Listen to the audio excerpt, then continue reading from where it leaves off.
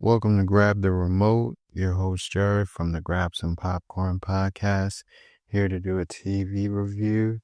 Today we'll be doing the second episode of Fallout Season 2. So let's get right into it. Episode 2 opens up with a flashback to young Maximus living in Shady Sands with his parents.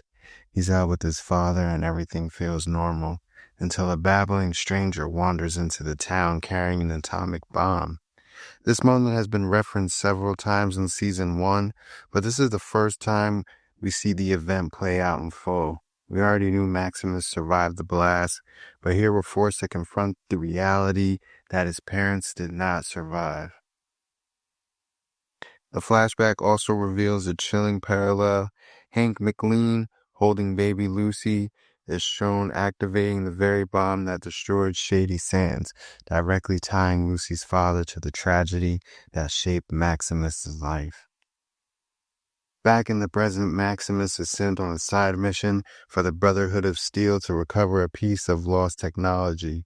It's eventually revealed that this device is key to uncovering a buried installation, Area 51, setting the stage for a major power shift. Meanwhile, Lucy and Cooper continue their journey toward New Vegas, discussing how the wasteland is slowly stripping away Lucy's optimism and innocence. When they hear screams from an abandoned hospital, Cooper hesitates, but Lucy insists on helping. Inside, they encounter members of a faction Fallout fans will immediately recognize. After Cooper kills one of them, he eats a piece of the body only to realize he's been poisoned. Things escalate quickly when radscorpions emerge, leading to a brutal fight that leaves both Cooper and the woman from the faction stabbed. Lucy chooses to leave Cooper behind temporarily, promising she'll return, and escapes with the woman, officially separating the two for the first time this season. Elsewhere in Vault 31, Norm awakens the frozen Vault-Tec executives and declares himself the new leader. Though initially confused, they eventually follow his lead, escaping through a hatch and seeing the sky for the first time. Hank continues his experiments with the mind control technology.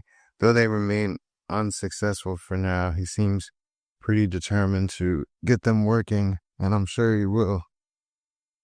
At Area 51, the Brotherhood uncovers powerful weapons and remnants of American history.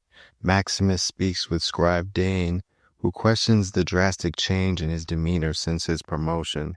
That moral tension boils over when Maximus is challenged by another Brotherhood member and kills him in combat, signaling a darker, more ruthless return that could complicate his eventual reunion with Lucy. Overall, I thought this episode was a solid setup for what's to come. Lucy and Cooper being separated is a big shift, especially with Lucy now in the hands of a major faction from the game. I'm really curious to see how that storyline plays out next episode.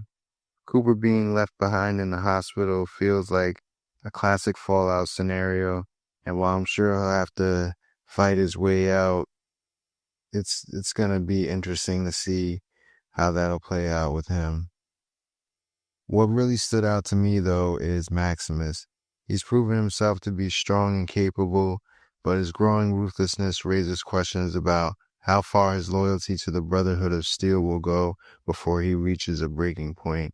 With the looming civil war between Brotherhood chapters, his character arc feels like it could be one of the most important threats for this season. While there's a lot being set in motion here, and while this episode is clearly more about positioning the pieces, it left me excited for what's ahead. I can't wait to see where things go next.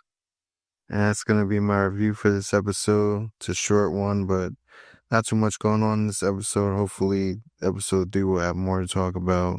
Be sure to like, subscribe, and comment on the episode. Let me know what you thought of the episode and the review. And we'll see you guys next week.